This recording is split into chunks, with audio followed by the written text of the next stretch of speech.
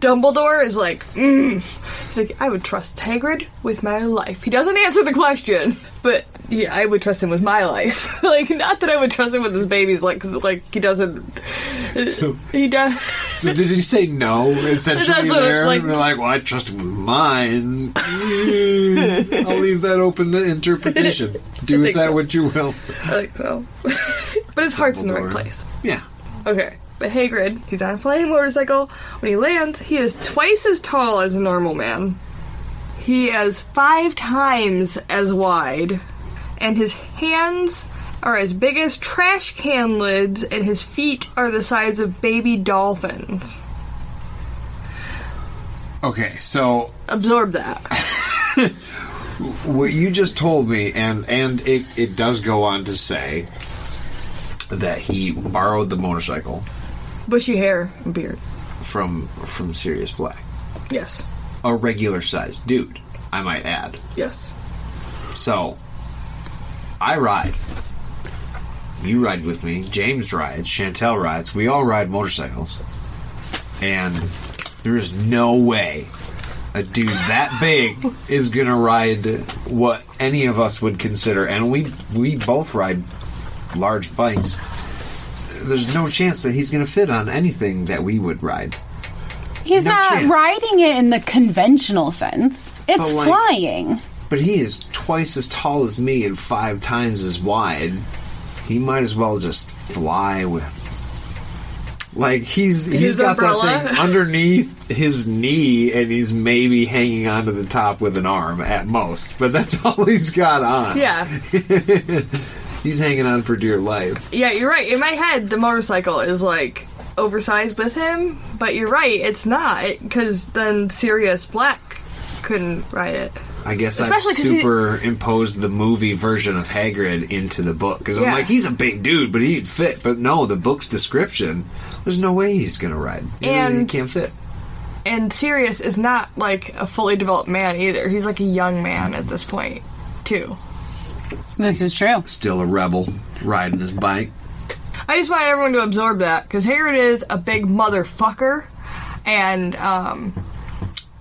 that gets lost a lot of times in the books. Like, he's just, especially because of the movies, I feel like he's like my dad's size. He's a big guy. Or maybe bigger than my dad. Maybe a little taller. But he's not, like, 2 times the size of, like, our husband. 'Cause that's crazy. He couldn't fit in the room that we're in right now. Like, there's no way he could. Or maybe he is, but I feel like the perspective changes in the movies sometimes. Or maybe I haven't watched the movies in long enough. We'll find that out. We will watch. We will watch and compare. I feel like I remember him being big, but not... But I do so feel crazy like... big that you couldn't like, be Harry in the came same here room on with him, him. like, to his chest, like, right? a solid head and shoulders taller than anybody else in the room. They originally, in the movies, made him appear quite larger, and I feel like as the movies progressed, they lacked on keeping up that appearance of just how big he is. Yeah. But I feel that it also was the same in the books. What? You okay? I'm sorry. Back to my point I was making. I do feel that both in the books and the movies, they slowly lacked on properly describing and giving us that feel of just how much bigger he's supposed to be, being a half giant, half wizard. The house, Hagrid, he shows up. He's like, the house, it was destroyed. I got him out before all the muggles swarmed. He fell asleep over Bristol. Real quick, we don't need to get super deep into it. I don't know the geography of the UK. Harry Potter world. But Professor McGonagall has been sitting there from the morning until the night. Hagrid got there the night before.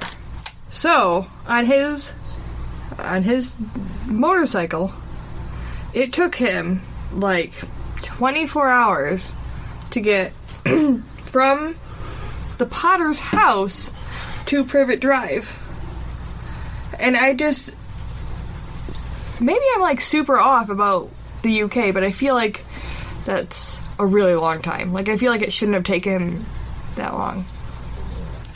I'm guessing that there were stops along the way or some form of timeline in which there was a pause and he wasn't traveling the whole time. It's not that big. Apparently Nate finds this topic hilarious. I think it's a valid point. 24-hour span in between the death of Harry's parents and getting dropped off on that doorstep. I don't think it could take that long to get from point A to point B. I agree. There had to have been a stop along the way. So, where did he go from the home before he got to the Dursleys? Or like, did he go straight there, or maybe he just took him home for a little while, or just made sure he was cool. Or does magic travel take longer than what we Muggles know? is there a map somewhere of, like, where Harry's parents are supposed to... where Godric's Hollow is versus where... Privet Drive's close to London-ish? Is that what we're thinking? I'm assuming. I think it's in that general area. Are they comparable to realistic places that we would know to measure the distance? I don't know. I don't think they are.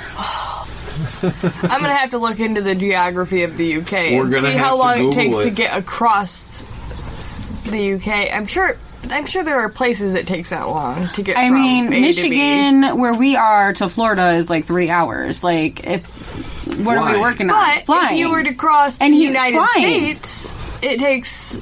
I mean, you could easily take. Now, driving takes a day, but we're magic traveling. What kind of realm are we in then? Like, right here, I have the answer. Do you want to know where they live?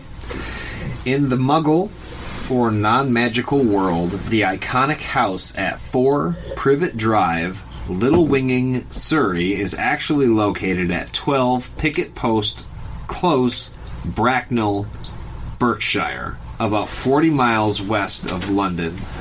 I think I get it, but there's a lot there. I think the problem is that Godric's Hollow is a fictional place. yes. That Thank you, Google. It's fictional. Solved it. That is a wizard village, but Muggles also hang out there. They live among them. I don't know. It's been a minute since I've read that. Undetected. I guess we don't know the answer. We can't find the answer right now because that's a made-up place, right? Mm-hmm. We'll never really know. So I'm just gonna move on to the next point. We're gonna cut all this out until, like, we're gonna stop at the last valid point that one of you made. All my points are valid. Let's be real. That's why I pointed at you first, Shantell. McGonagall was like, "Why don't you remove his scar?" And Dumbledore's like, "Scars can come in handy. I have the London Underground on my knee." Which is a strange thing. What are his exact words?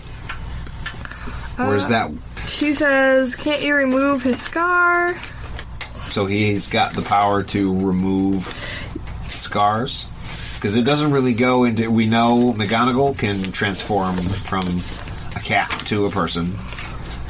And so far Dumbledore can dress really crazy, but that's about all he can do. And put lights out.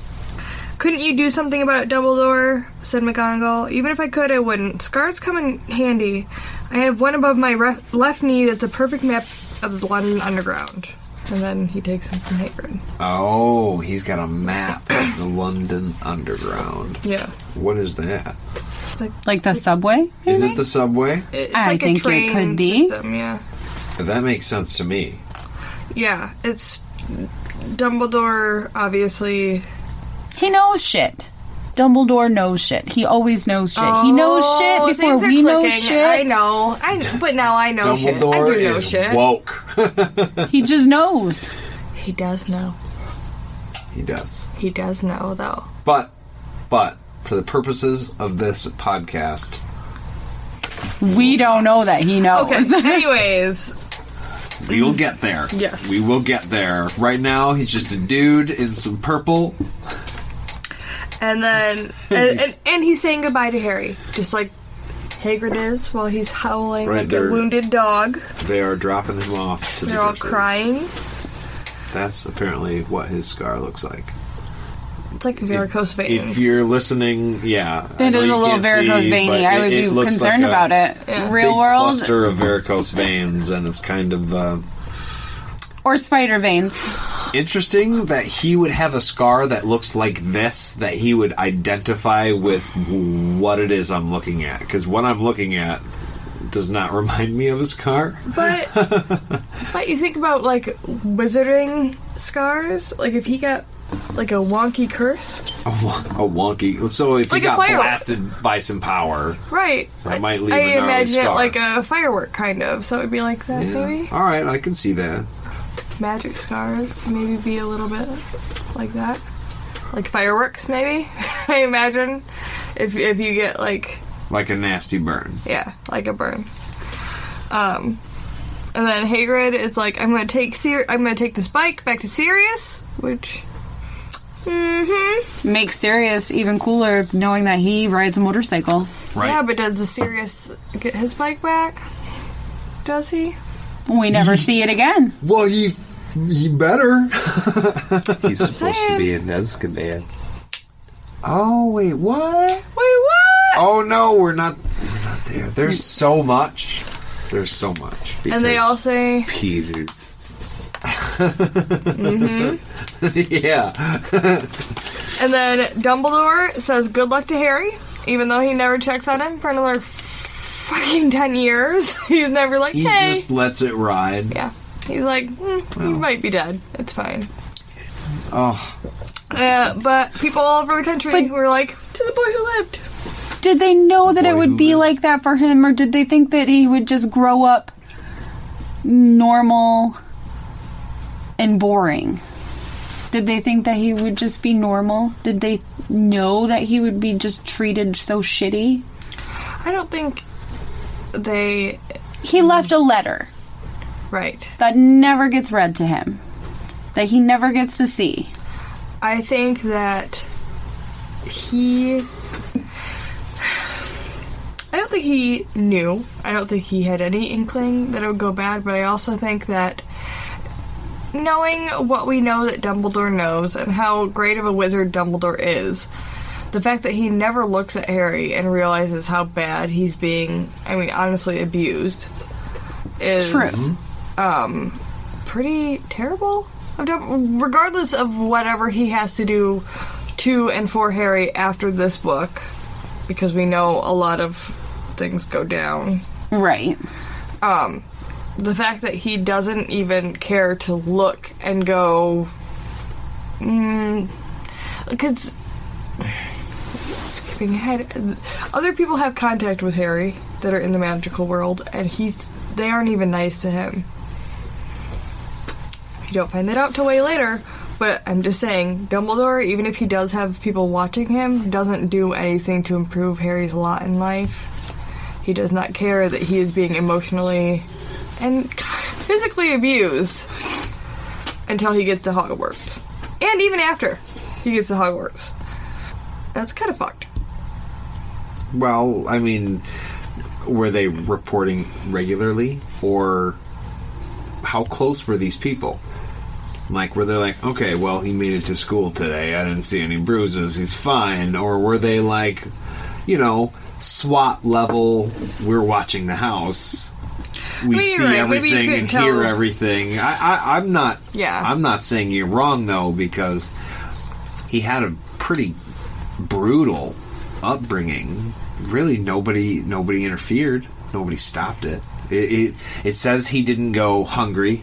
So they're not, like, starving him, but he gets the least of everything. And this is jumping ahead a minute, but you see it on the cover. He has glasses, so I will say...